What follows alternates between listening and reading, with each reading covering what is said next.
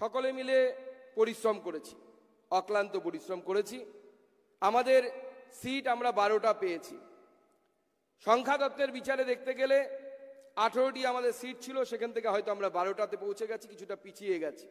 সেটা অ্যাকসেপ্ট করতে বা গ্রহণ করতে আমাদের কোনো অসুবিধে নেই।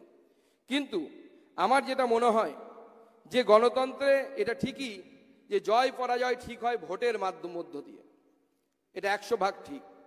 কিন্তু তার সাথে আমার যেটা মনে হয় যে এই সাময়িক পিছিয়ে যাওয়া, যেটা অনেকে বলছেন যে বিজেপি হেরে গেছে, আমার বক্তব্য বিজেপি হেরে গেলেও বিজেপি হারিয়ে যায়নি। বিজেপি এখনই পশ্চিমবঙ্গের রাজনীতিতে ততটাই প্রাসঙ্গিক আছে যতটা আগে ছিল। এবং তার সাথে সাথে আমার মনে হয় আমরা এই আমাদের পরাজয় থেকে যে শিক্ষাগুলো, যে জ্ঞানগুলো আমরা পাবো, সেটাকে সামনে নিয়ে আমরা সামনের দিকে এগিয়ে যাব। এবং আমাদের কার্যকর্তারা এবং আমাদের কর্মী সমর্থকরা নিরলস পরিশ্রম করেছেন, এই পরিশ্রমের পুঞ্জীবিত ফল আমরা দেখতে পাবো। পরিশ্রম কোনো এই পৃথিবীতে কোনো একদম বিফলে যেতে পারে না।